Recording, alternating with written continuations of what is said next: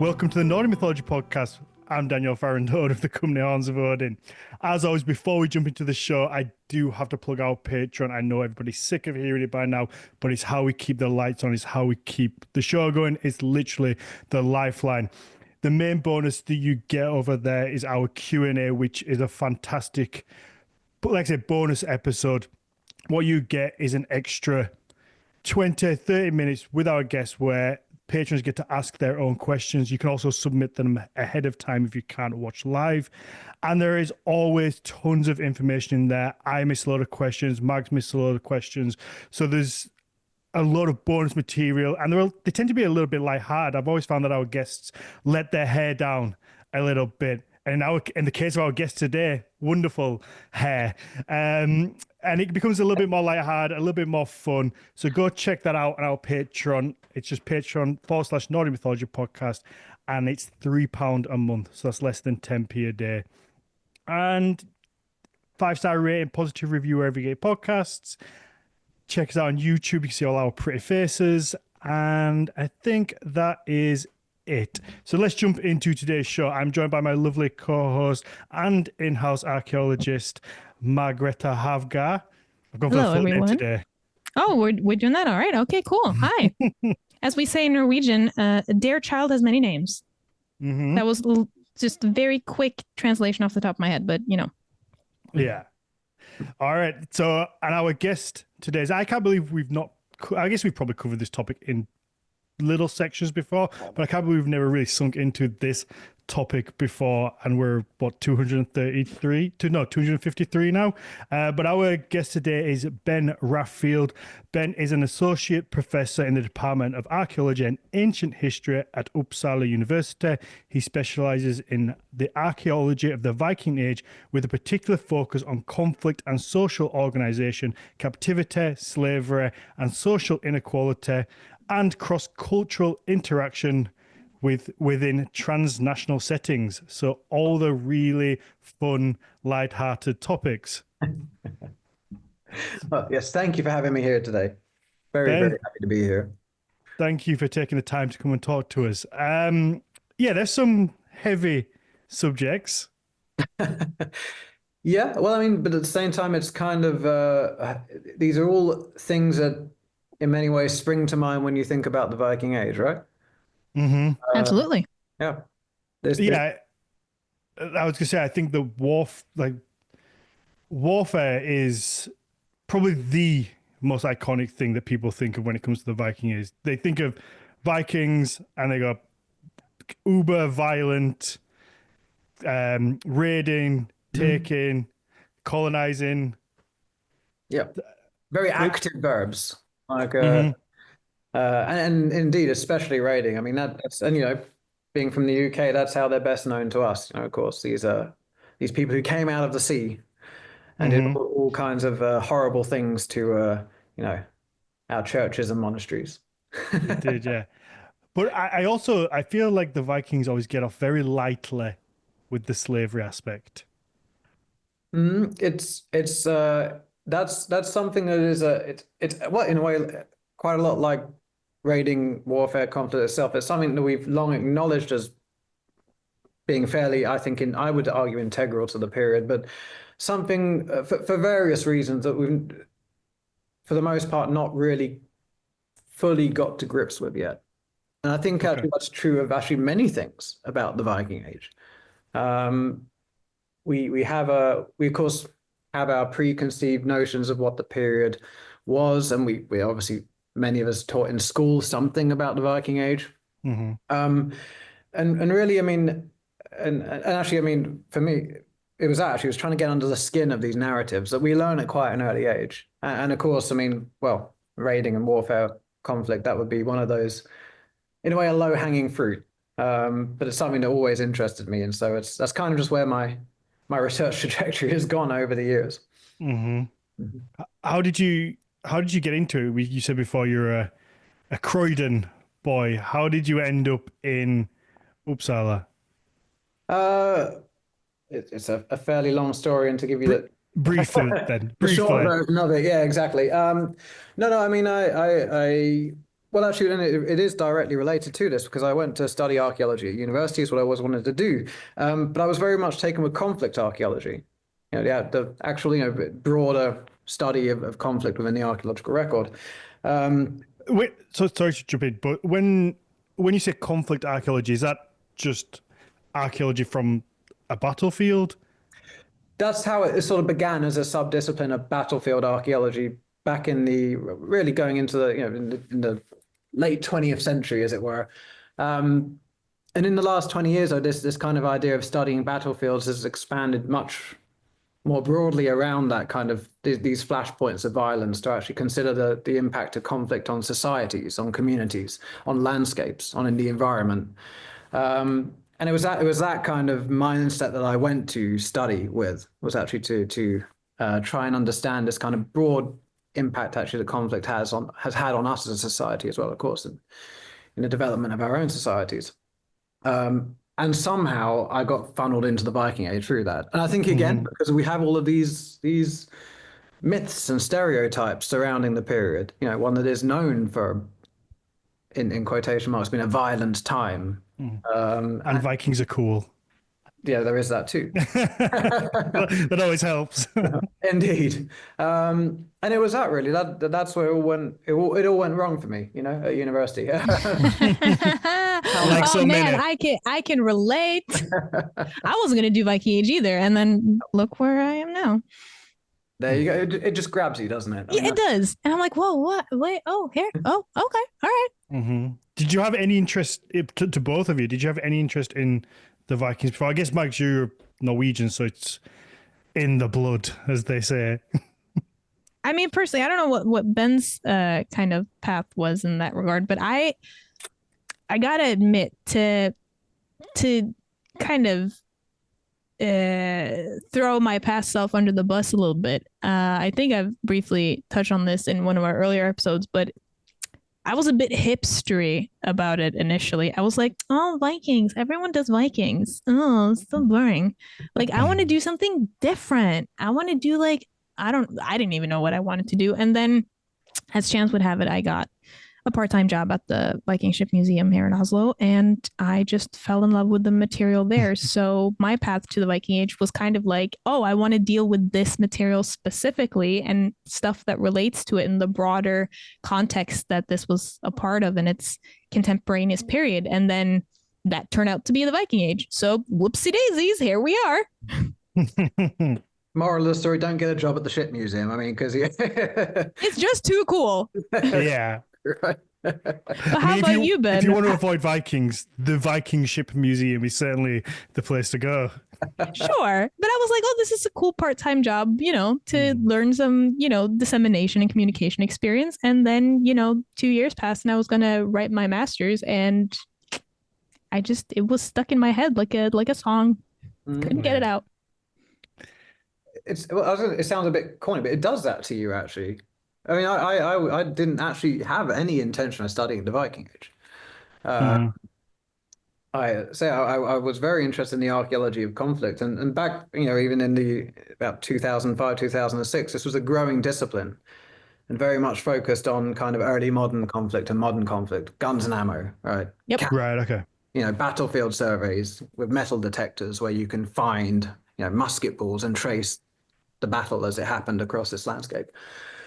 And I just thought that I was not so into that, but I was into conflict. And I have no problem admitting this. I actually admitted it on the last podcast I did. I was actually kind of inspired by the music I was listening to at the time. Oh, fun! Viking influence, or Viking subject matter, or Viking theme. Let's put it that way.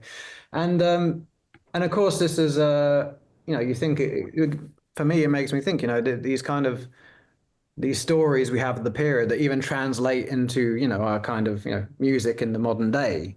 Why is that? What is it about this period that grabs people? And it was doing that. It was actually just me thinking, well, okay, so what do we really know about conflict during the Viking Age, apart from the fact there were people who did raiding, and it was really that, just to try and get under the skin of that very general base narrative. And and try and understand, the wider implications of even, if you have in 793 at Lindisfarne, you have a few boatloads of people turn up with their weapons. I mean, what goes into that?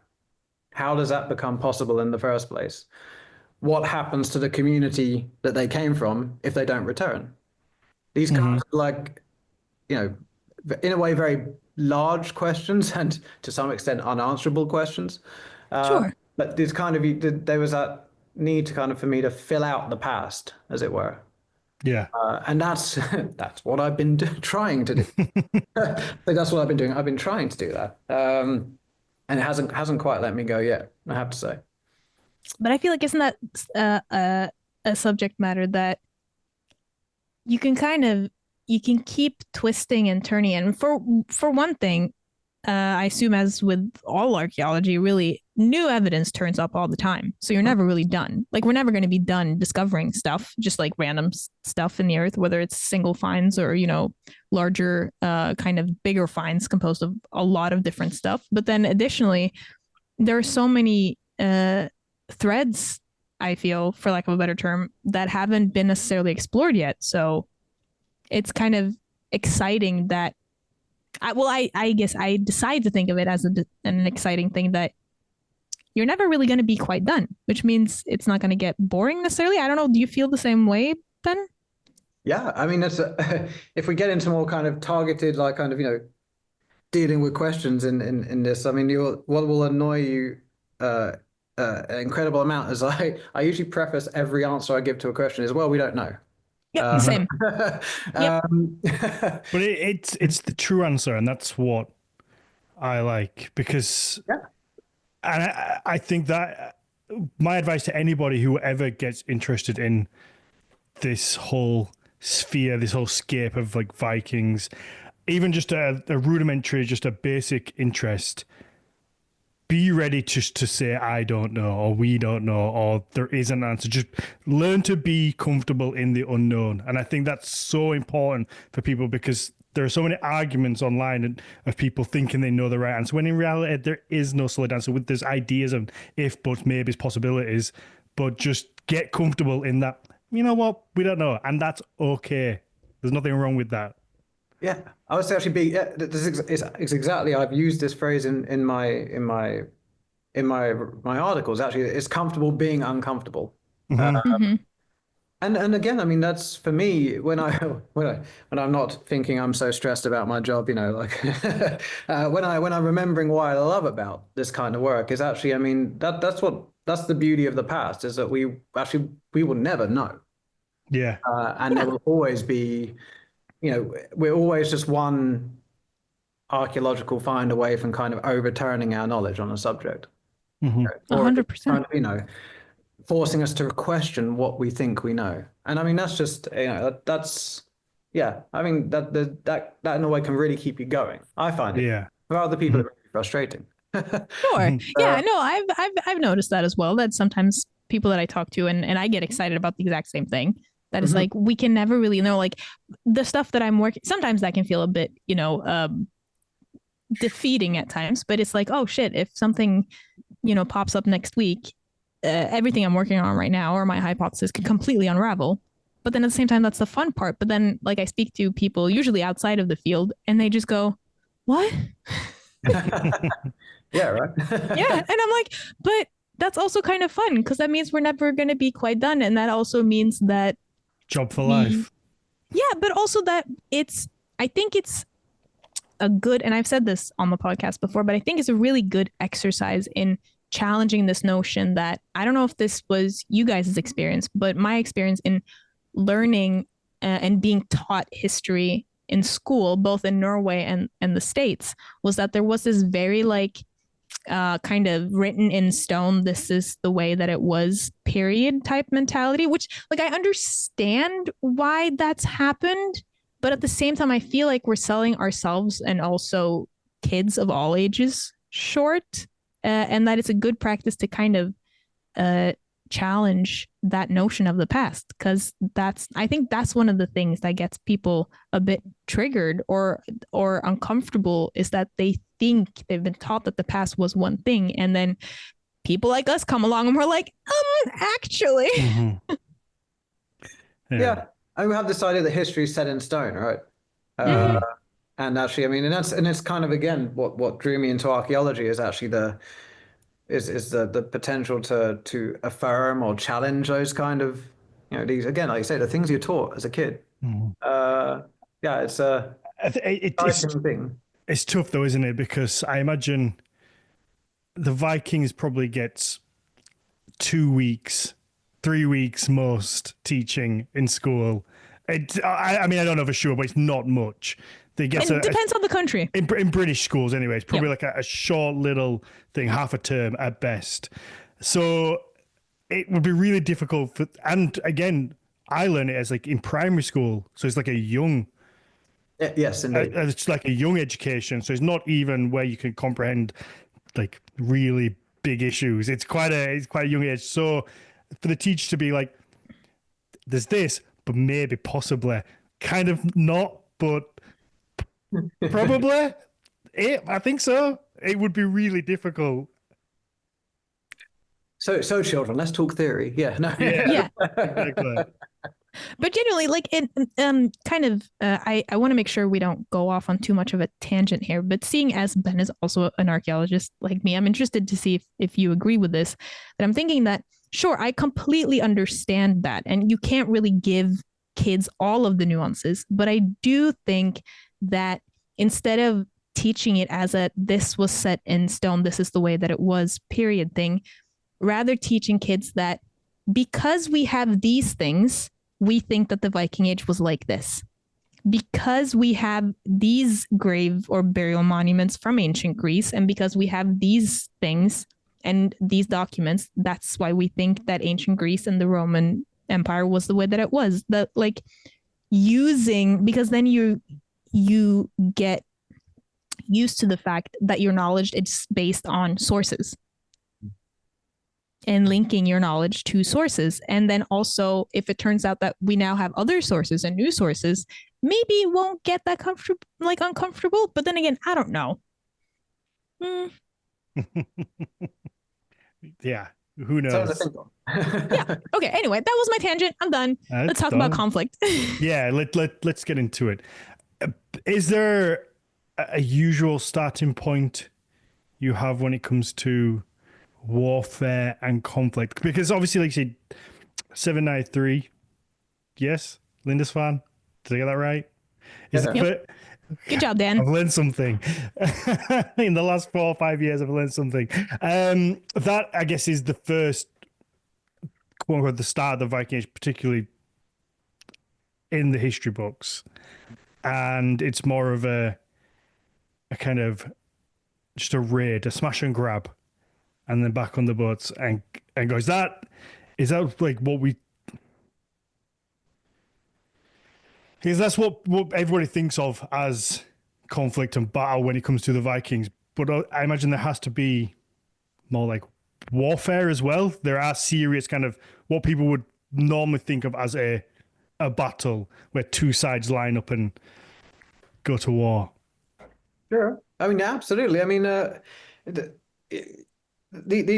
question you're kind of asking gets tied up in all kinds of discussions about basically, what was the Viking Age and why did it happen, and why did it happen at that point in time, and of course we see this kind of what is presented to us historically as this like outpouring of violence into the North Sea at the end of the 8th century as something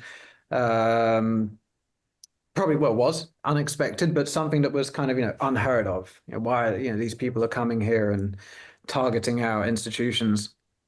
I mean, and I think part of this the when it comes to the history of the Viking Age is of course written by non-Scandinavians. It's written by people in Europe and the British Isles, and what we maybe don't. Well, we're not really used to thinking about is how did this process plug into what was already happening in Scandinavia? What was Scandinavia like during this period? Mm-hmm. Of course, the late Iron Age, prehistoric period. And of course, just like everywhere else in Europe and everywhere else, I mean, of course, groups have been engaging in conflict of varying levels of intensity for, untold time.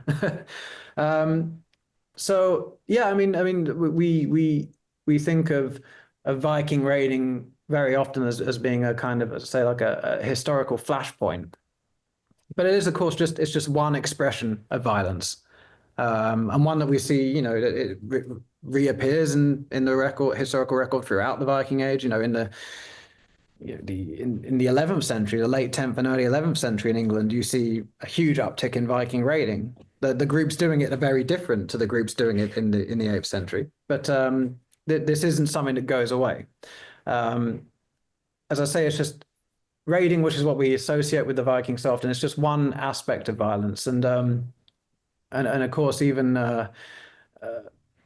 and we can go into this how you want, but I mean, the historical timeline of the Viking Age in Britain and on the continent, and the British Isles, sorry, and on the continent, it shows that this activity, this process could take many different forms, from hit and run raiding, if you want to call it that, to kind of seasonal campaigns.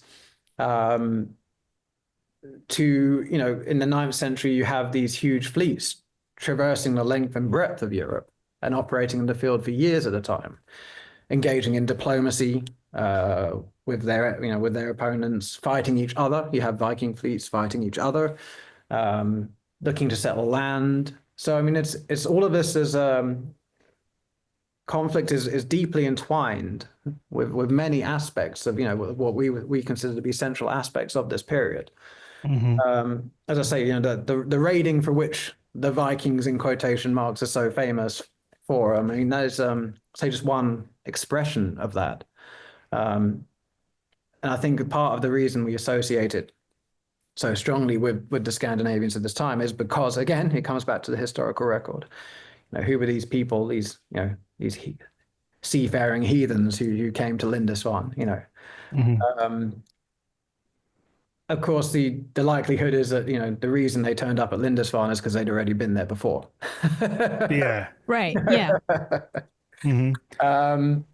So, yeah, as I say, I mean, we do have the conflict takes many forms in this period, and it's tied up into all kinds of different violent and non-violent interactions with societies around Scandinavia and the Baltic and British Isles. So absolutely. Because that was something that I was curious about, which, and I guess that the term conflict in and of itself can have as many definitions as you'd like, but when you like the research that you're focusing on, does conflict then equate with, like, is the type of conflict that you focus on in your research primarily conflict expressed through physical violence? No. Or how would you describe conflict? Yeah. Well, I mean, I usually use the term conflict because, I mean, as we come with so many things in the discussion of the past, of course, terminology is very important. And Sure. for example, I mean, I use conflict over warfare, for example, because warfare can be conceived as a kind of a formal state where one side is against another side, whereas conflict is something can be much more generalized. It can be localized, it can be what we might call feuding, or it can be full scale, total war. But often as well, I mean, what I am interested as well is the kind of the social aspect of that. It's kind of, and with some of my current work looking at social inequality in the Viking Age, it's non-violent violence, as it were. Violence caused by the social structure that people lived within. So yeah, that's why I kind of use the word. I tend to talk about conflict because you have a lot larger umbrella. Yeah, exactly. Absolutely. That's why I was curious, because I think that it is interesting to hear you say that, because I do think that I personally, at least, have made the mistake of just kind of what's it called? Surface level, just assuming that conflict would be synonymous with some sort of physical violence. But then that doesn't necessarily have to be the case at all. And I mean, actually, within the broader kind of sphere of conflict archaeology, that is why we had a sort of a kind of um, almost unspoken move from kind of battlefield archaeology to conflict archaeology, precisely for this reason. And as I said, I mean, it kind of opens up a whole new realm of questions that you can not necessarily answer but think about. Sure. So, for example, with raiding, how did communities, how did they subsist when X percentage of their community was off doing something else and may not even ever come back? How does that impact the people left behind? I think it brings a much wider breadth of groups into these kind of questions. To kind of look at the totality of society, as it were, rather than just focusing on the people with weapons in their hands going, Yeah. Okay. Let's get into that because that interests me. But I wanted to kind of go back to that the raiding aspect. Why do you think that kind of option is taken, or why do they choose that raiding? Where does it come from? Is it a super violent society, and then that just comes out into going overseas and kind of raiding and taking, or is it born from something else? I mean, actually, these are very important questions, and even I have colleagues who are actively considering these questions. For example, I mean, you is there, what you can phrase it this way: is there something about Scandinavian society at this time that is more violent than elsewhere in Europe? My guess is probably not. Of course, being able to kind of quantify that with evidence is very difficult. But just like every other society at the time, I mean, of course, the communities of Scandinavia are deeply embedded in their own politics, their own kind of local and regional feuds that go on. The question is, perhaps why does that translate into something happening somewhere else? As I said, kind of, a few minutes ago, you're kind of actually asking, well, why did the Viking Age happen, as it were? Yeah. And of course, there can be any number of factors, and they have been discussed, of course, at great length for over a century. What pushes people to do this? There's been arguments about the climate changing, demographic pressure, people being pushed out of Scandinavia to go elsewhere. Also, I mean, and perhaps towards the more likely end of the spectrum, is it simply that through internal competition, people wanted to seek out wealth? Did they want to seek out goods that would make them more powerful within their own local and regional community? And all of these topics these questions have been argued for and against at great length. But I think the most interesting thing actually that we've discovered, as it were, in the last 15 years or so, actually, is that what we see in the North Sea and in Western Europe, I mean, it's as I say, it's kind of presented as the beginning of the Viking Age because we go by essentially an English chronology.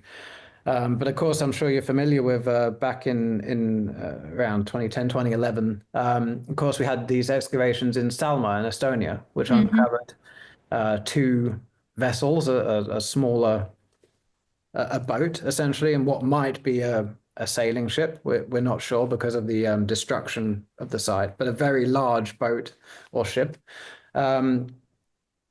And within that was several dozen individuals, a number of whom died very nastily, died violently, and they were buried with all kinds of weapons. And essentially, I mean, what this looks like is what we would call, in any other context, a Viking raiding party.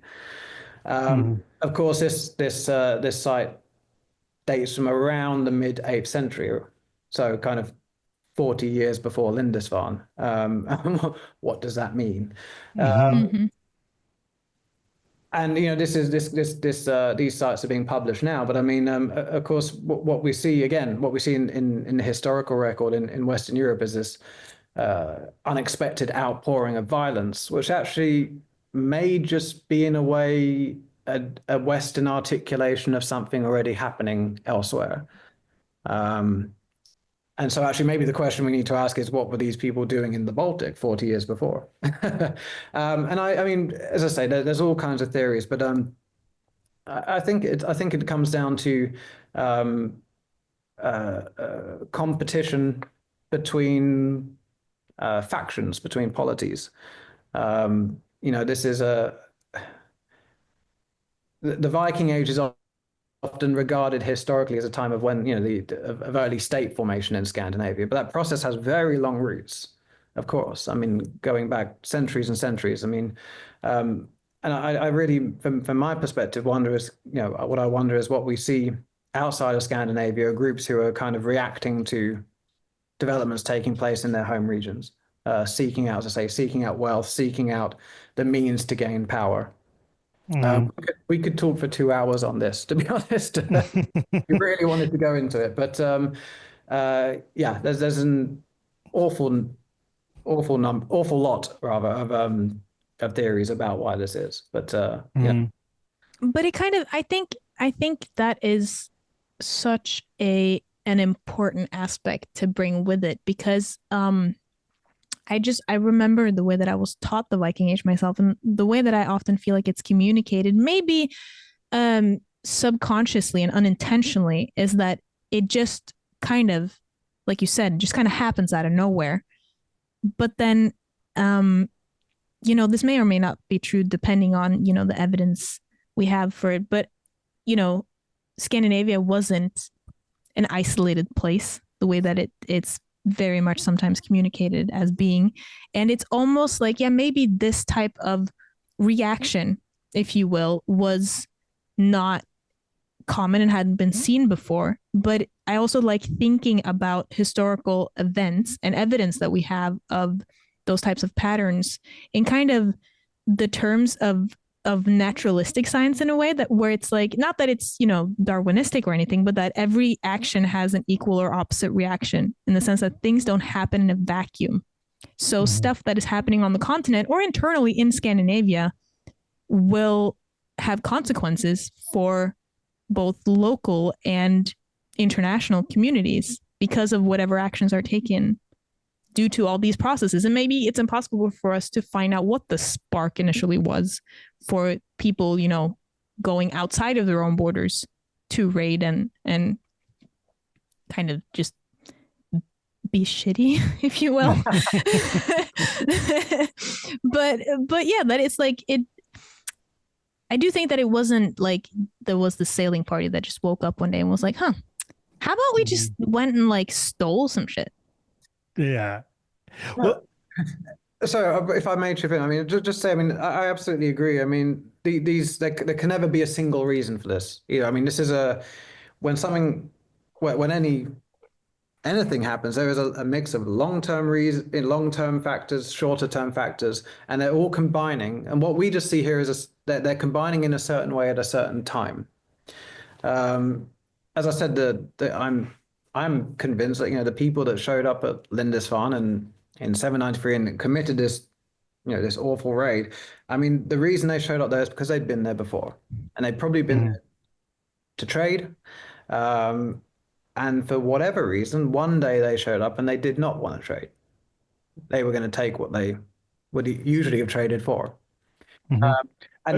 Is it possible that there was a trade talk that went bad, and then we're just going to take now? Who knows? I mean, I mean, this is, of course, I mean, a couple of years before Lindisfarne, you have this story of a group turning up on the southern coast of England, and a king's representative comes down to the beach to try and communicate to them that they need to come with him, to kind of, let's do this properly, the bureaucracy, of trading. And actually it appears that something went terribly wrong because they ended up killing him and his followers. And actually, there you go. Could it have been a simple misunderstanding? Yeah. But I don't know. I do wonder. I mean, as you say, it could come down to that, or it could come down to, for example, I mean, within whatever communities that those the people at Lindisfarne came from originally, maybe they did not have the means at that time to change Hmm. what they then eventually took or ended up taking. Yeah. Could be like an opportunistic thing. You get there and you see there's nobody there, and it's like, we could just have this stuff.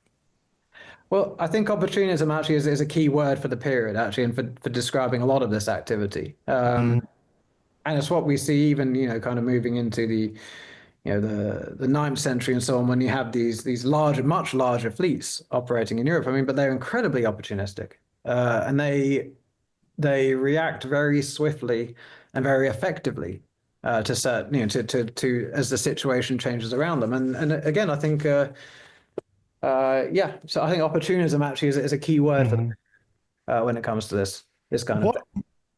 What about this idea that it's some sort of reaction or retaliation to Charlemagne cutting a bunch of people's heads off in Europe? Because I've heard that theory before, and I never really know how much I like it. It's not one I ever subscribe to myself. I have to Okay. be honest with that.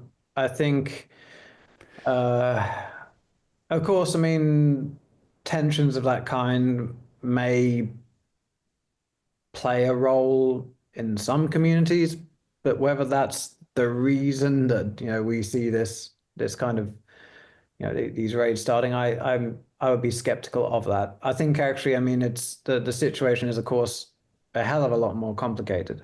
For sure. As I say, I mean, as just mentioning that there has to be um, a whole system of factors that come into play. Yeah. So it's not just a case of, Tipping point. Yeah.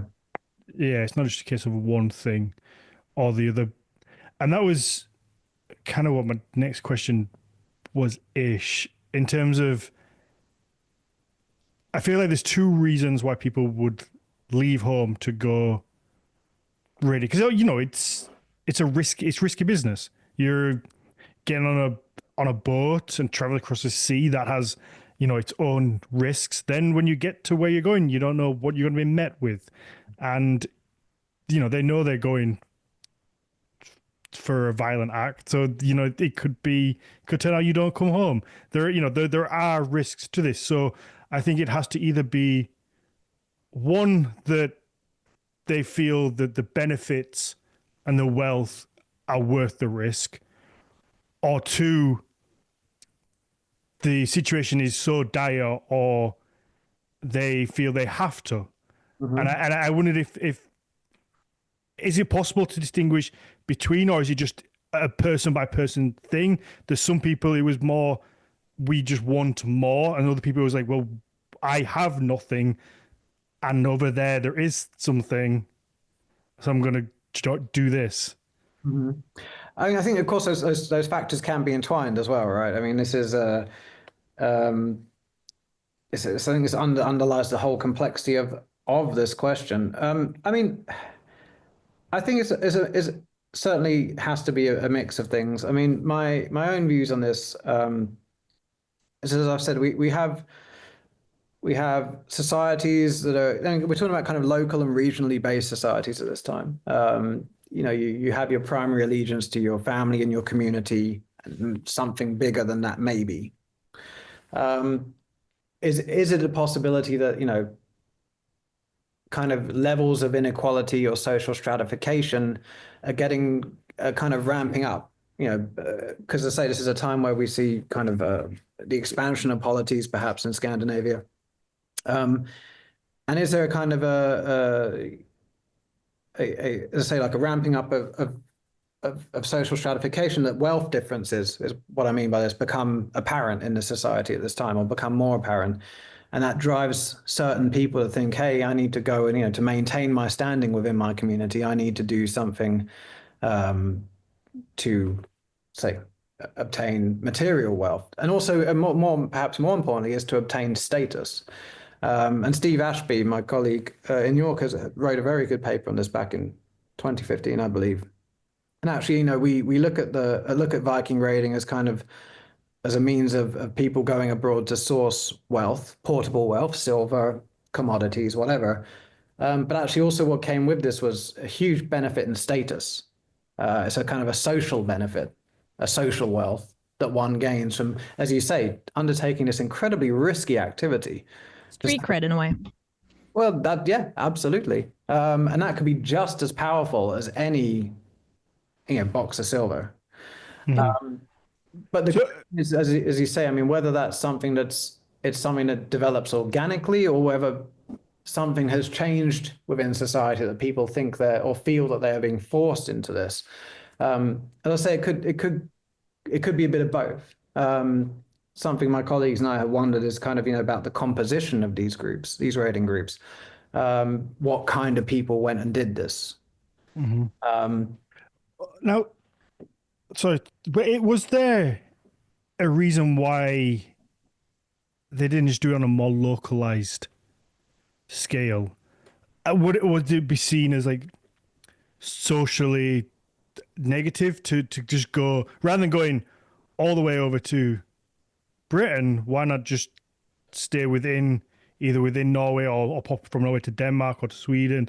Obviously those countries didn't exist at the time, but like a more localized thing, and go and take their stuff over there without the risk of going across the oceans.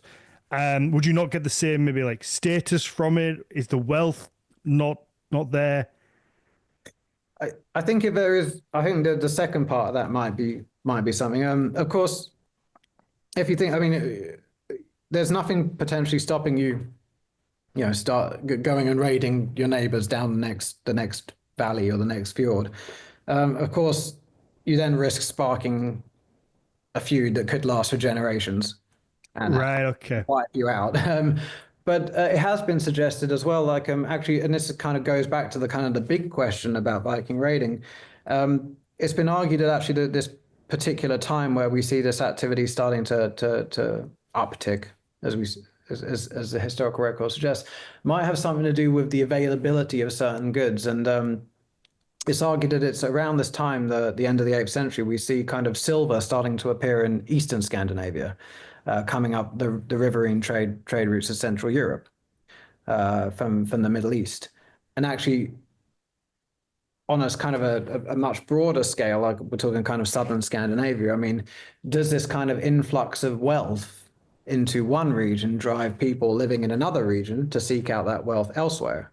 And could be Britain and continental Europe that does have these reserves of precious metals that you don't commonly find so much in Scandinavia itself. So there could be something to that. But as I said, I mean, in a way, I mean, it's almost much more risky, but in a way more sustainable to go and take things from people who live further away than to go and rob your neighbors. Yeah, no retaliation, I guess. Indeed. But something that I'm wondering about too is that, and please correct me if I'm wrong here, Ben. But I do also wonder, since we do see this uptick, especially in like the international, what we today would term as international level of this specific activity, is whether or not it could have started some places as local events, but in that case, would we have evidence of it? Because especially like Lindisfarne and stuff like that, we have written documents from people who survived, but people locally in Scandinavia did not record history in the same way. So would we even know if that occurred, and would we be able to interpret it as an early Viking raid in a local area? Like I don't even know if this is kind of, if there's anything to what I'm saying, but I'm just wondering from the source perspective, like would we even be able to tell if that had happened? Well, actually, I mean, this is one of the again, for me it's a very interesting issue. Is actually detecting this kind of violence in the archaeological record anywhere is not an easy task. I mean, how do you interpret, for example, if you were to come across a site and it had been burned in a single, you could see in the in the stratigraphy in the soil that had been subject to massive burning. I mean, that could potentially say to you, hey, something's happened here. maybe a rival group has come along, fired the houses, and whatever. But actually, then can you necessarily directly associate that with warfare or conflict or raiding or violence? Was it just a massive accident that happened, or was it, intentional destruction? Absolutely. I mean, things burned down for many reasons. There's a site in northern Scotland, a place called Port Mahomac, excavated by Carver. It was a monastery site that had, at around the end of the 8th century, it seems to have been, the whole site was destroyed by fire. And of course, an attractive interpretation of that is, the Viking raids that we see in historical record as taking place in Scotland at this time. But where you can't, there needs to be something diagnostic, and that is what is so often missing. So it's incredibly difficult. And again, we come back to this is something that we find to be intrinsically associated with the Viking Age as a period, and yet it's something that's so almost impossibly difficult to identify archaeologically. It's a circle, really. Yeah. It's like an Ouroboros type situation. Just for anybody listening, we actually did an episode with Martin Carver on Port Mahomac in the early days. So anybody wants to go back and find that, they can listen to that. Mine was a wonderful guest. He was just like your grandpa. He was just such a good guy to sit and chat with. Ben, before you mentioned how we had like the raiding and then the wintering kind of over, the camping over winter, and then more like long-term stays. Is that just like a natural progression that happened, or do you think that was always the intention? Is it even possible to say? I think we actually come back to the same kind of question we have about, kind of looking at this from an almost an evolutionary perspective of A leads to B leads to C. Yeah. But I mean, the situation is this. Traditionally, we would see the early raids as being these sort of like small scale hit and run activities, groups coming to the British Isles, the continent, raiding and then going back to wherever they came from.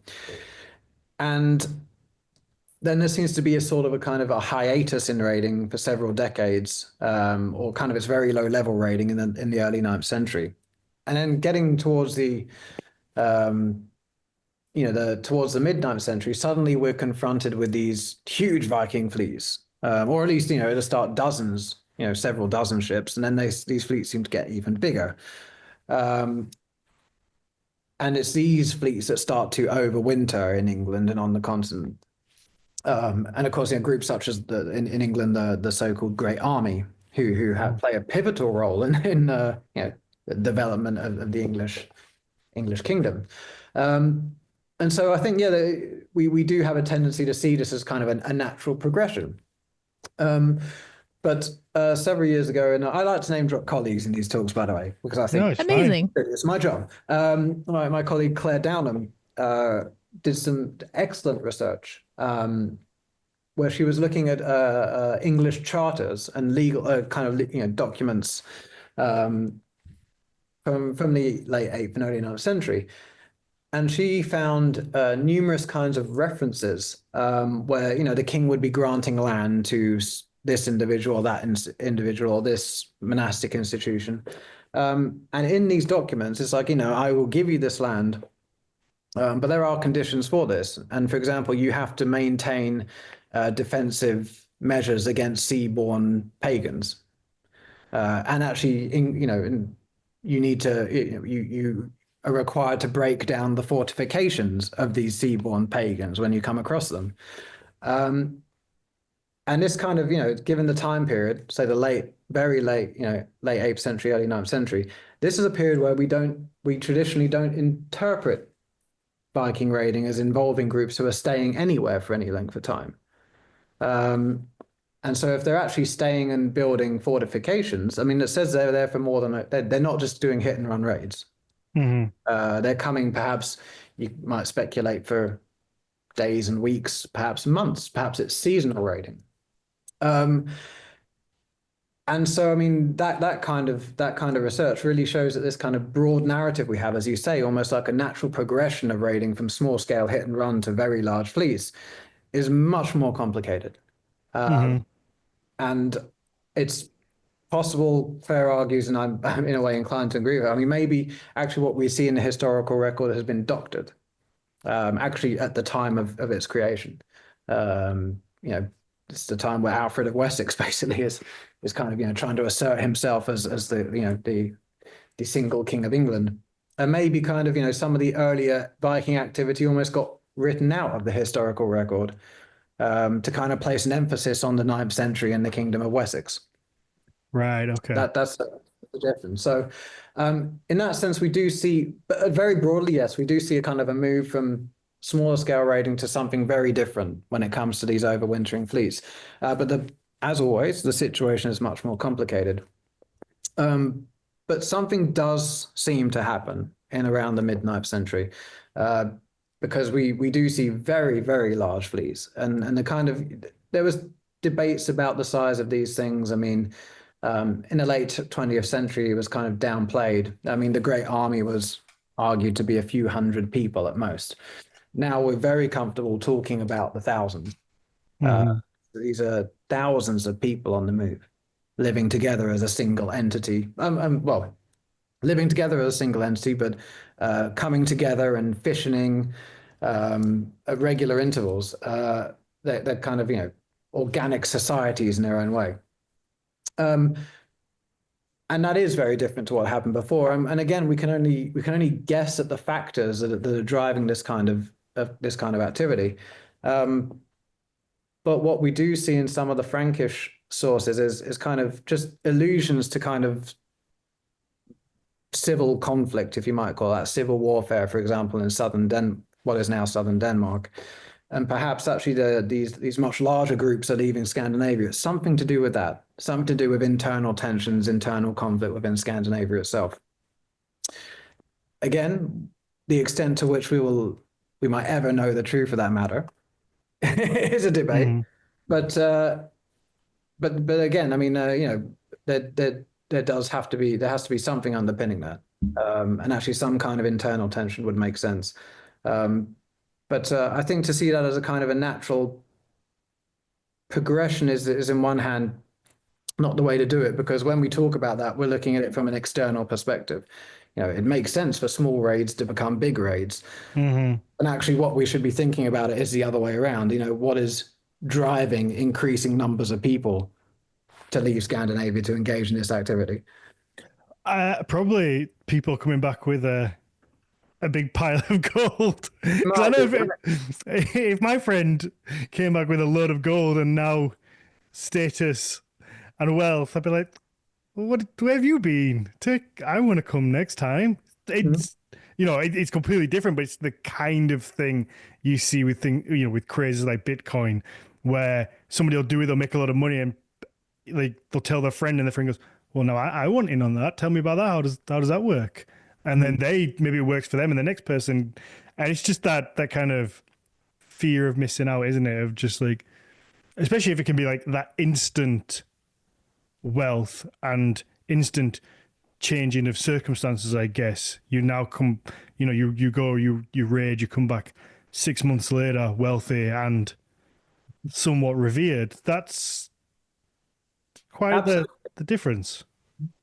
No, absolutely. I agree with that. The thing about some of these really large ninth century groups, though, is I mean, they're not ever returning.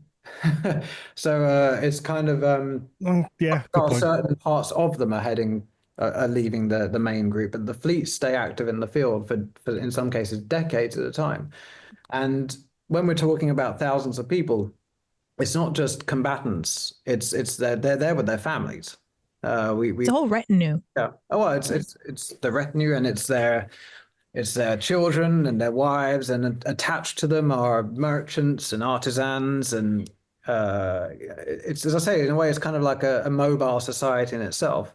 Um, so absolutely, maybe there's this kind of idea that there is riches to be had somewhere else. Um, but the fact is that actually many of these people are not going back at all. So it's to kind of, again, you've got to think, what is in the mindset here where you're dislocating your entire life. It's not just going away for 6 months. I mean, you may have aspirations to come back. You may not. You may not even know that when you leave. And I know those, that's the kind of, again, these kinds of questions you can go into. They're rabbit holes in themselves. So what comes to mind is that being the kind of more akin to those who left England and went to the USA, went to America, on that kind of those pilgrims who just went to a new world with their family to start a new life with no real means of going back. Is kind of we're gonna go there, we're gonna figure it out because it could just be better than what's at home. And actually, I mean, that's really, for some reason, I've never thought of it in those terms, but I actually really like that illusion. Yeah, I mean, right, because you're making a decision. We need to make this work because it has to work. Yeah, that's an interesting way of putting it. Actually, no, that's right. I never, for some reason, never thought about it in that way myself. But I have my moments sometimes. No, but I think that's a very interesting point, because I also do wonder, and again, this is a question that might be impossible to answer, but I do also sometimes wonder if we fall into the trap of assuming that there is an end goal in mind for the people who did this. And what if it's, because I was thinking about this earlier when we were talking about the reasons for, taking that risk. And again, this might be a fallacy on my end, but I get the feeling when working on my own material that the mentality of the different groups of people we're talking about here is so extremely different from our own. And in some ways, it seems that, I don't know if this would be the right term, but I do wonder if there was less of a, what we would maybe call risk aversion than there is today.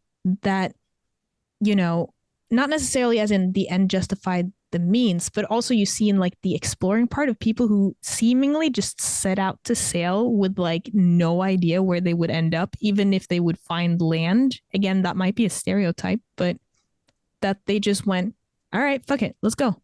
Let's see where we end up, with perhaps no end goal in mind. And then they just ended up being on these fleets for perhaps, decades at a time. I mean, that's, again, I mean, it's the kind of in a way, the difficulty of coming at this, when we're studying the past, we see the end result. Exactly. Doesn't mean they did. 2020, like high vision. Yeah. It makes sense because we know how it ends. Yeah. Well, in some cases anyway. I mean, I can only imagine the amount of stories, the amount of lives where we have no idea people ended. It's probably a completely, well, it definitely is just a completely different mentality to what we have today. We sit in very fixed places. You buy your house, you buy all this stuff, and most people live their whole lives in kind of one area, and we've probably lost that nomadic lifestyle. Not that they were, but that kind of freedom. We need to know where everybody is all the time. If you don't hear from your friend or a family member within a couple of hours, sometimes if you're texting, or sometimes if you don't get a reply in 5 minutes when you're messaging, you're like, what's happened? Why have they not replied to me? Whereas we're talking about people who disappear for months at a time, and that's just years. Yeah, that's just what it is. If they come back, they come back. Hopefully they come back. So it's a very different kind of mindset to what we have when it comes to, I guess, just picking up and leaving. But then even then, people today do it. There'll be people who are like, you know what? I'm sick of my job. I'm going to sell everything. I'm going to buy a camper van, and we're off. So people still do that kind of similar thing. No, sure. I mean, but in itself, I mean, it's for me. I mean, it raises, as always, so many more questions. I mean, isn't that fun? Or it's like, well, then this would then indicate, Yep. Well, this is it. I mean, consider, I mean, if we're to take if we get stepping away off of these fleets again with families traveling around, if we go back to kind of thinking more about groups engaging in raiding or shorter term raiding, maybe seasonal raiding or something going on for a yearly basis, and at what point these are societies that they're very kind of clearly concerned with inheritance, for example. Land is inherited, movable property is inherited. If your family members go off and they don't come back when you expect them to, at what point are they dead? Yeah. At what point does the line of succession change? Yeah. How do you, and then how do you, well, obviously you can't know. But kind of just making that decision, for example, say, in the kind of, passing property through the family line, even holding funerals for these people, perhaps. I mean, when do you decide to make that decision? And well, as Dan said, there he is. Kind of it's complicated enough for us today, and we're in constant contact with each other. It's a different, to be separated from your close friends and family for long periods of time and not know quite where they are and what they're doing. I mean, it's a different mindset altogether. In one sense, it seems like these were communities of people who were very much comfortable with the not knowing. Well, maybe. Well, that's me making an assumption. That's me making an assumption about the comfortability, but there being some sort of tradition where the not knowing was a part of it. But then what are like you said, what are the practicalities of that? How does that then play out in the day to day? At what point do then the younger siblings inherit? And what do you do if the eldest suddenly appears after 14 years away at sea? Like what does that mean? Yeah. I mean, actually, I've never actually, at least from a later medieval legal perspective, I've actually never looked to see if there is anything about this. Because this isn't just a problem confined to the Viking Age. Of course. No, absolutely not. I know myself, actually, but yeah. Well, I have no idea either. There's social implications to all of this. And again, that's why I talk about conflict rather than raiding warfare, because you need to think about these kinds of things, I think, if you tackle a subject like this. But yeah, I slightly worry we've kind of gone from this exciting topic of raiding warfare. Now we're talking about inheritance. So maybe we. No, but then I think I find that really interesting in that you brought it up, because I was actually thinking about it earlier about, at the risk of maybe sounding reductive or redundant, with the risk involved of going away, whether it's on these fleets that were away for decades at a time, or maybe never came back, or whether it's for a more of a hit and run style thing.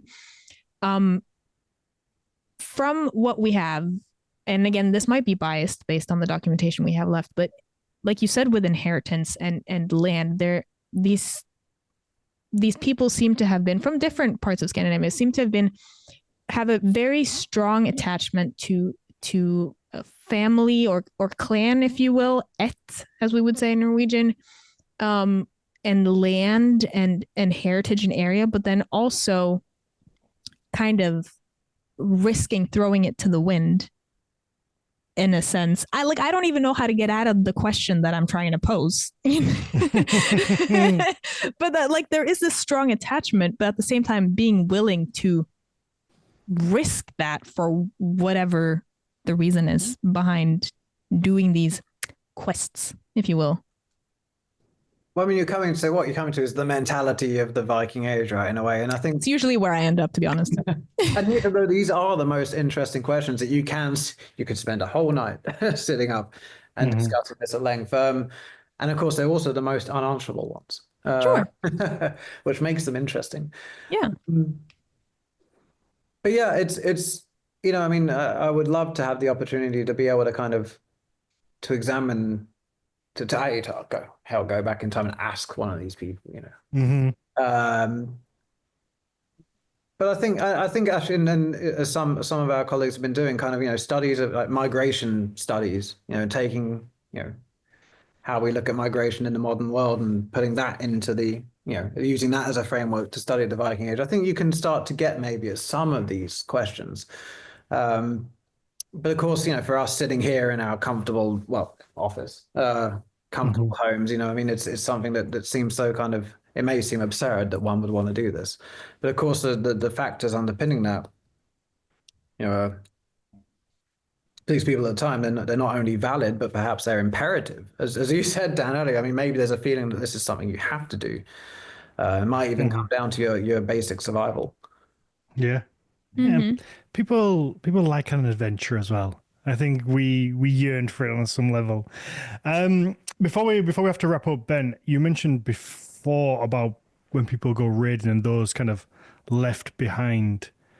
And that's always kind of interested me when you have a huge group of people, probably predominantly male, that jump on ships and disappear. Because again, it's not just we're popping down the shop and we'll be back. It's we're going, let's say the early raid, so they're going to be relatively quick. So the idea is they're going to go. We assume. We assume that they're going to go and come back. It's not we're gone and taking the family with you. How do we see that works? Or can we even tell, as in like, do women have to take the more kind of quote unquote masculine roles and kind of, I don't want to use the word step up, but kind of like take those roles and just survive without the men, and again, imagine having to survive without the men. The horror. Do some men purposefully stay back and be like, this is a good situation, and also, like as Max was saying earlier, like at what point, let's say your husband goes raiding, at what point do you go, oh, he's not coming back, I need to now either remarry or find, just do something, I can't wait forever. Like at what point does that happen? Well, and given the relative frequency with which I imagine this happened, yeah, I think it's a very valid question. How many times did men walk in and their wife was with somebody else and she was kind of just like, I didn't think you were coming back. And it's also a fair answer, I think, as well. If you've been gone for 2 years, it's like, well, I didn't know. I mean, on one hand, we may well be underestimating the ability of these groups to communicate with their home. There is that. That's a good point, actually. That's a very good point. And it's an easy trap to fall into. Okay. But I mean, on one hand, you got to consider, when you have, for example, these larger fleets operating in Europe, I mean, they're coming together and splitting up. They know where to find each other. And other groups have to find them in the first place. So actually, I think we do underestimate perhaps the ability and desire of people in this period to communicate. But that said, yeah, I mean, it's to the kind of the beginning of your point. I mean, it's kind of ridiculous in its own way. But I mean, a really important question is, how were these? If you're even talking about the early raiding fleets, how were these structured in terms of their social composition? These are questions which are entirely open, and they could really do with more attention than they've been given, I think. But I think, and we can actually use the Salma guys from Estonia as an example here, because it's a recent find and it's been well studied. There was some interesting work done on this. So as I said, we can take the Salma II ship, which was this larger vessel with several dozen guys in it, buried in layers in the hull. I'm sure you've read about this. So actually, the genetic evidence that was done on them showed that I want to say 3 of them, might have been more. Was it 4? 3. We'll say 3. At least 3 of them were brothers, and another of the individuals in this mass grave was perhaps an uncle. So what we see here is actually a family group or members of a family engaging in raiding together. the isotope evidence, the kind of the study of where their childhood origins were, suggests that most of these people were from central Sweden, probably not far away from where I'm sitting actually. Mm-hmm. But some of the individuals were also from Gotland, perhaps. And I think together these say something interesting. So you have a group of individuals, the ones who've been sextile male, so potentially a group of men, very well armed, including members of families, but also then perhaps members of a wider community, and also individuals from even wider geographical area. And to me, what this says is that these groups, they actually had probably likely a core of people who were maybe from a certain socioeconomic group, perhaps members of the elite, people who are actually kind of, had more of a vocation in participating in conflict and raiding. And perhaps they're bringing with them members of the wider community. You mentioned opportunism earlier. I think Mm-hmm. they gather around them opportunists, people who want to improve their reputation and want to improve their wealth. Oh, do you think they had Viking recruiters that they would send out to the different villages? Like, we're going raiding next summer. Like, if you want to come, Anyone interested, yeah, please and carve something. they'd sell themselves. We've got a really sturdy ship and some really good weapons. Don't go with Sigurd over there. His ship is shit. I've seen the holes in it. Don't go with him. We are the ones.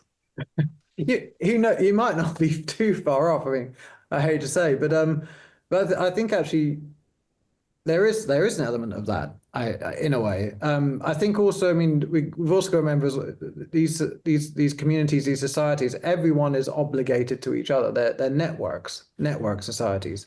Doesn't matter where you lie in the social spectrum, as it were, high up or low down. You owe bonds of obligation to someone else. So actually, maybe what we have here is a group of people who can call on their network. So rather than saying, "Do you want to come along?" saying, "We need some folks to come along, and if you don't volunteer, you'll be volunteered." Oh, okay. I wonder. My tendency is to see things in a much more coercive light than some of my colleagues. But anyway, that's a different story. But so certainly, I think you're taking. You are taking members of, it could be one community, more likely, I think, probably several local communities. You are taking members of the population out of that and sending them off abroad. But to come back to your kind of original point there, I mean, but what is the impact of that, and what is the impact of that on the people who are left behind? And I think, of course, I don't think you would depopulate your community of people who are able to fight. I think that's just a guess. I don't know. My guess is you wouldn't want to do that. That's not a great strategy. I guess also to work the farms, you need. Well, you do.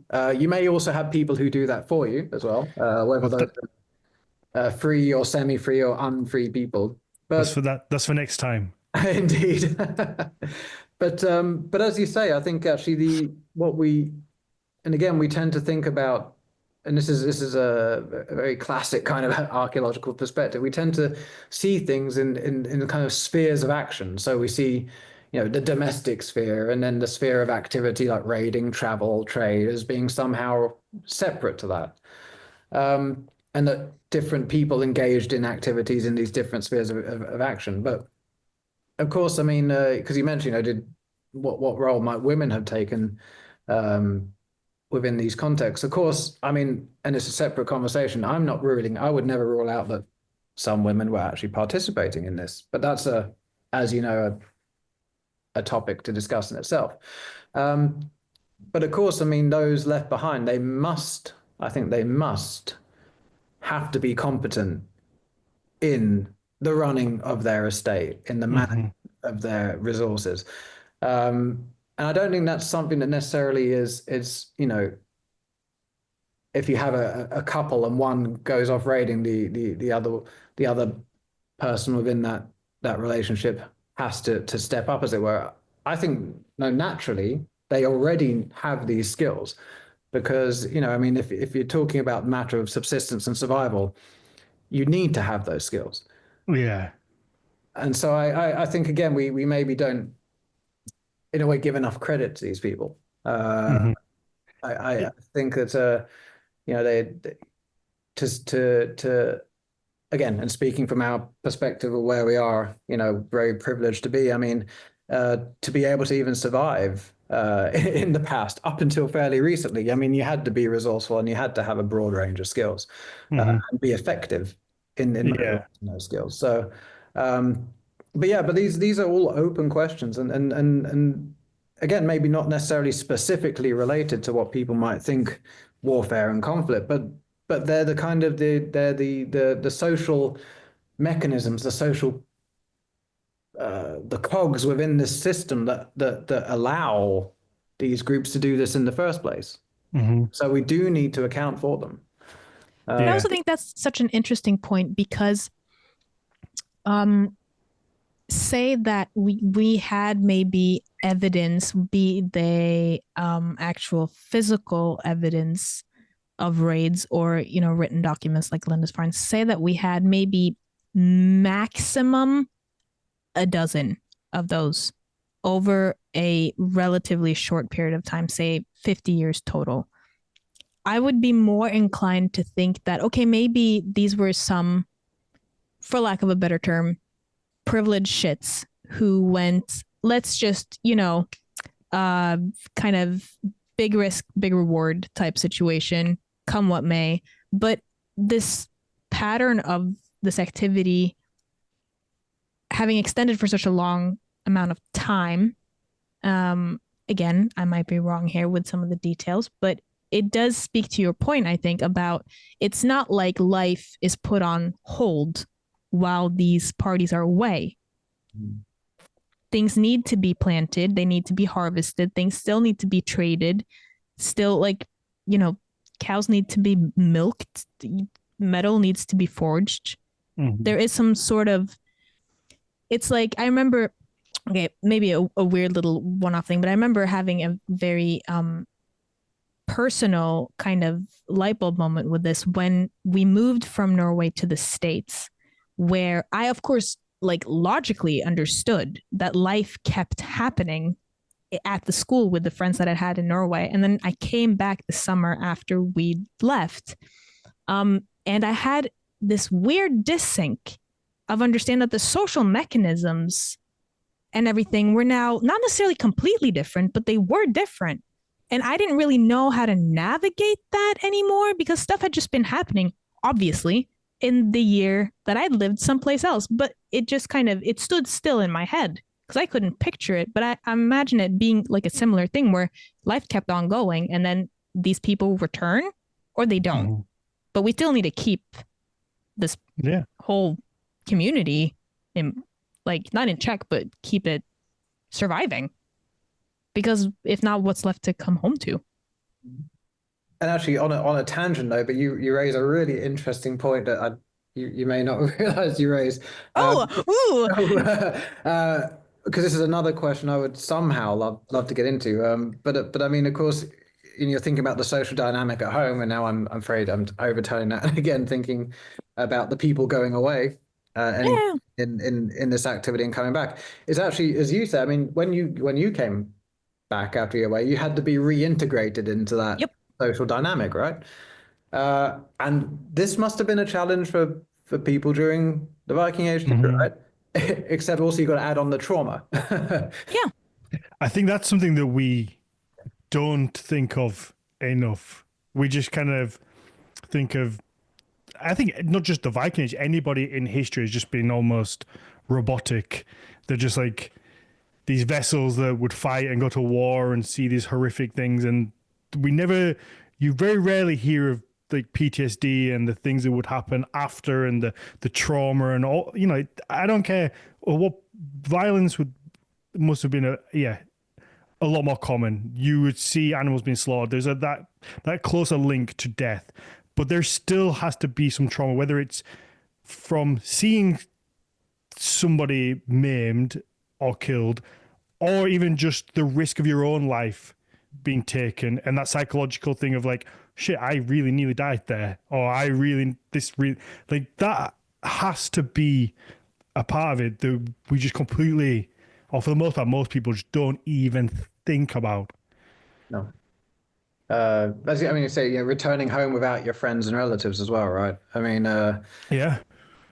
and there's actually there has been, this is something I think we really benefit from in thinking in a late Iron Age Scandinavian, Viking Age Scandinavian context, because again, it kind of involves the whole community, to actually, to not just send these people out, to equip them, to give them the means to go out and do this, but to also take them back.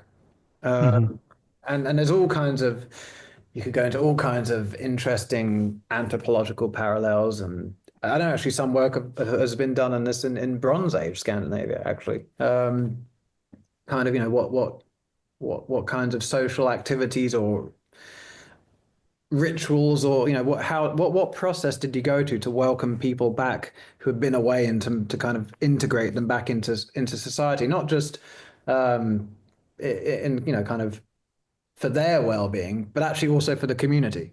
Mm-hmm. These people may have, that they've been off, in some cases engaging in fairly traumatic stuff. I mean, there's violent tendencies there potentially that you have to mitigate as a community. Yep. Yeah.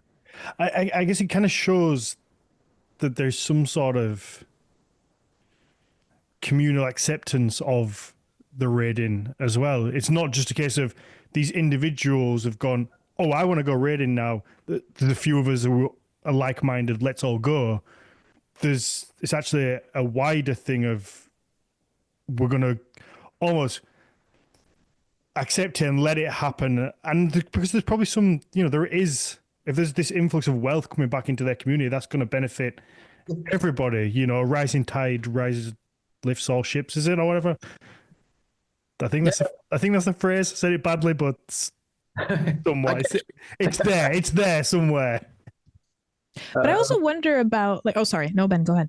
No, that's fine. I was just filling the space. No, because that also got me thinking about, again, this is a question that I assume would be impossible to kind of prove one way or the other, but that isn't really the point either. But playing with these exact nuances, I also do wonder about the makeup of the raiding parties, and especially when you think in terms of reintegration and the difficulties potentially with that. And I wonder if perhaps, like, is there a case of where you see like vets coming back? I mean, like as in military veterans, or other people who have seen active combat who decide to keep exposing themselves to those high risk situations or lifestyles, if you will, because getting back home and staying there is too hard. Mm-hmm. Like I think it would be impossible to say one way or another, but I do also wonder whether this rating thing could have sparked a snowball effect where they come back and then they leave again and then they come back. They probably can't wait to go again for the most part. I mean, I don't know. And then also whether or not then it becomes a generational thing about like then younger people being exposed to the same thing and then you got to go. Again, this is extremely generalizing, but it's fun to play with the nuances of also like, would it be even possible, especially if you come back with a massive amount of trauma psychologically, to reintegrate properly? But then again, also, now I'm getting stuck in my own little rabbit hole, but I'm like, how many modern assumptions am I making just, postulating that claim? But I think it's also that camaraderie that would happen on something like that. There has to be a connectiveness.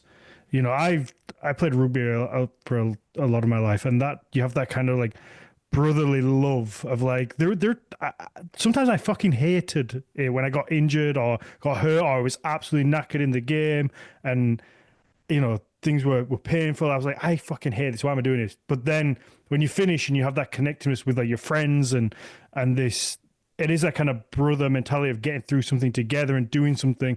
I imagine that is probably quite similar.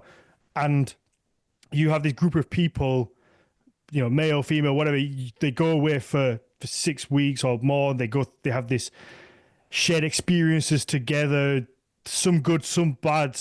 And it's similar with you know, modern warfare. You have soldiers who will go away and it'll be traumatic, but they'll have that thing, those experiences that tie them together forever. Nobody else can experience what they experienced. So therefore, when you come back, you have that longing for it. It's like, yeah, it sucked sometimes in the moment, but I kind of miss it because it was exciting and this thing that we only have together, and you can't maybe get that in an everyday setting, even though it probably was more of a connected community than we have today. No, I absolutely think that was quite a powerful force, as you say, as you point out very nicely, as it is today. And I think as well with all of this, I mean, there's several angles to what you both said. Of course, there is. Yeah. One thing I would just like to say in the first instance is actually, in terms of kind of a spiral of violence, you know, resulting from this kind of activity, I think there's something very potentially very real there, and it may not. It may actually also come down to the fact that if one is engaging in this kind of activity, which brings with it wealth and status, and you come back, there's also a kind of you're expected socially to do it again because, you know, it's Right. right. You've got to beat, you know, you kind of got to beat yourself. Exponential growth type. And it's hard. I bet it's hard not to. If you have a successful raid and you come back with all this instant wealth and success, that's got to be high. It's almost like a gambler's high. If you first time you go to a casino and you play the slots and you win £10,000, that must be really hard to go. That's going to happen every time I do this. I want to go back and do that again because I've only had good things from this. Maybe if you go and you all your friends die and you come back on your own, then maybe you're like, you know what, that rating thing isn't for me. Mm-hmm. But I mean, if you think about what happens to this wealth as well once it comes back home, and again, Steve Ashby, this is part of his argument. I mean, if you're this wealth, of course, if we're taking into account that these are networks, you know, we've got to think about social relationships and political relationships in terms of networks. If the wealth from those raids, as it were, is getting redistributed into the community, then of course it's dissipating quite rapidly. And then if you want to maintain those connections, you need more. So perhaps this, in a way, as I say, it's a social aspect to it. It explains why this is a self-fulfilling process, and a self-sustaining process. It would explain why communities also supported it, because it's like, well, if I'm just a blacksmith, I'm not going to go raiding, but these people are, and when they come back, they're going to have a bunch of money that they can spend with me for new stuff. That I'm going to benefit from that, and so will the other kind of people in the area. They're all going to benefit from having this injection of wealth of people wanting to spend it. Mm-hmm. And I mean, and also in you know, regarding your point about kind of the cohesion of the group. I mean, we don't have so many from the early part of this period. We get them. Well, so what I'm talking about is runestone inscriptions from the 10th and the 11th century, where you do see in the kind of the raising of these monuments to kind of members, you know, fellow members of one's retinue, or, you know, to your comrades. You do actually see these inscriptions that are actually very closely aligned with exactly the same kinds of emotional and social links that you described there, Dan. I mean, there's some from, for example, if you want to look this up, there's some from Hellestad Church, which I believe is in Scania, and there's a couple of runestones there. I remember the content of these because they're raised in memory of a war leader who actually died at Uppsala. He died in a battle here, apparently. Mm-hmm. And these runestones are raised by the members of his retinue. And they Ah, actually refer to him as their brother. And of course, there could actually band of brothers. there could be Yeah. a familial biological relationship there, but much more, I think, the probability is. I mean, this is, as you say, this is brothers in arms, um, and they commemorate each other through these memorials, and I think that's more than anything, in a way. That's, I mean, if you want to talk about archaeological evidence for all of these things for which we have so little evidence for, I think that one you can actually speak about from an archaeological Mm-hmm. perspective for sure. Yeah, That is really interesting also considering the Salma evidence of also like the the complexity of the term brothers of being like it could be both or either. Like if absolutely. yeah. Well, I mean, and of course, I mean, this is we have in this period as well these kind of course, you have biological kinship, but you have fictive kinship. What we would call fictive kinship, you know, through relationships established through fostering, for example, you know, where families exchange children, and of course, I refer to this as fictive, but I mean, those bonds can be just as strong Mm-hmm. as any biological link. So I think Yeah. absolutely you're right there. I mean, these things they overlap quite an extreme level, I think. Yeah, and Mm-hmm. you've seen that just in even with how complicated it is to use the saga material. I think to that point, I think the saga material very much gives an impression of how those types of relationships were not at all deemed less than biological relationships. And I think that's an interesting point because I feel like it's the focus has shifted today where we place biological kinship above all else.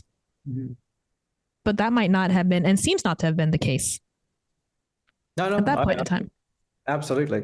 I think, yeah, we cannot ignore that factor at all. But that's again, this is a whole. We could have a whole Yeah. 2 hour. But that's why it's so fun. Yeah, Ben.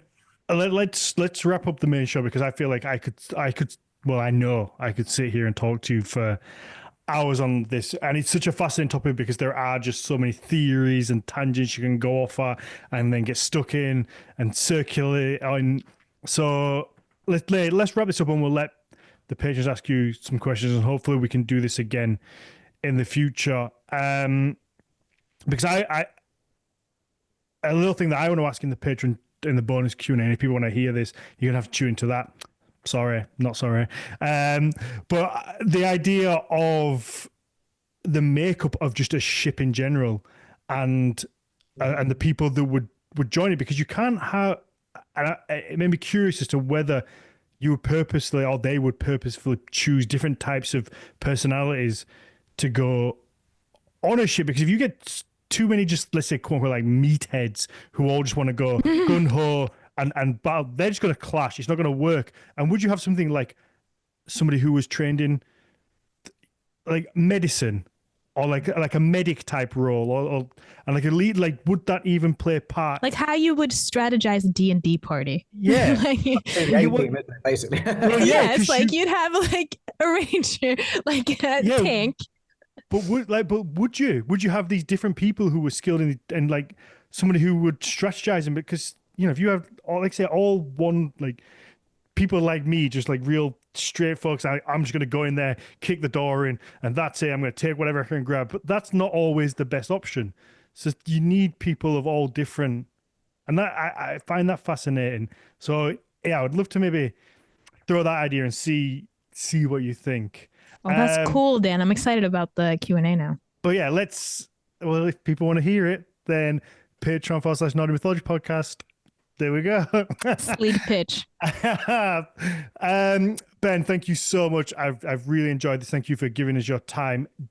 Do you have anywhere where people can either follow you or read your work? I know you're not. From what I could tell, you're not super active on social media. No, I'm afraid not. But you can know how to spell my name. A lot of my work is the vast majority of my work is freely available as open access. So if people are interested, and you're more than welcome to read it. And always open to answering questions through email and whatever. I mean, that's part of our job. So people Wonderful. absolutely feel free to get in contact for sure. Perfect. Max, what about you? Well, if I do post anything once in a blue moon, that would be on Instagram. You can find me at Archeomags, Archeo with a K.